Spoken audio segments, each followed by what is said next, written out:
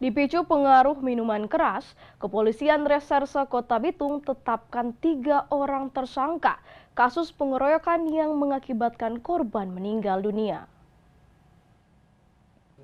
Tak berkutik, 3 tersangka asal Kota Bitung diamankan polisi usai melakukan tindak pidana pengeroyokan. 3 pria tersebut ditetapkan tersangka karena melakukan tindak pidana pengeroyokan hingga mengakibatkan korban tanpa identitas tersebut tewas terapung di Pelabuhan Perikanan Air Tembaga, Bitung. Pada press release yang dipimpin Kapolres Bitung AKBP Tommy Bambang Suwisa didampingi Kapolsek Air Tembaga menjelaskan 3 tersangka berprofesi sebagai nelayan. Melakukan press release terkait dengan tindak pidana pengeroyokan yang menyebabkan korban meninggal dunia. Dari hasil pengembangan atau keterangan yang didapat dari para saksi,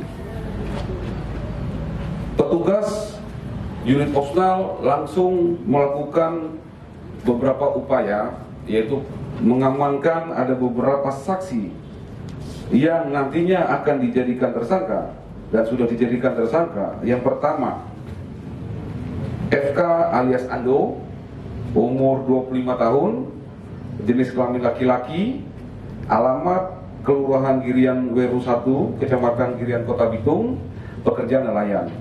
Terus yang kedua, inisial DS alias Dandi, umur 24 tahun, jenis kelamin laki-laki, alamat Kelurahan Bitung Timur, Kecamatan Maesa, Kota Bitung, pekerjaan nelayan.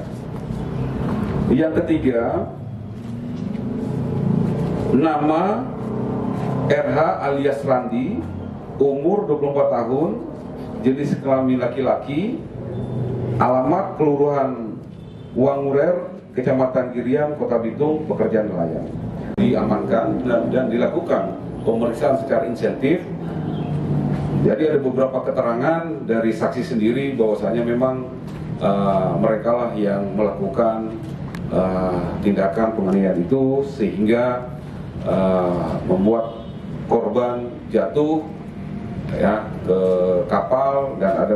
Motif dari tersangka masih didalami. Pasalnya kejadian terjadi dipengaruhi minuman keras.